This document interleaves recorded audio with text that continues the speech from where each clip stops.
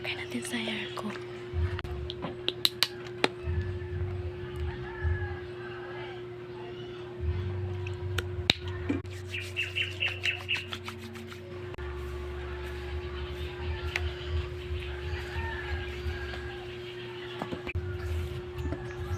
So ngayon nga guys, may sample nga pala ako para curly ang inyong buhok, parang parang kulot, tulad ng ginagawa ng babae na galing sa TikTok, kasi sa YouTube ko nilalagay. Ito na, and 3, 2, 1, go! Ay ba ngayon guys, yung sample gamit lamang ang medyas, socks, parang maliit lang yung buhok ko pag ginaganon. Yung tutorial, tingnan nyo na lang sa susunod kong video. Ito na talaga yung resulta.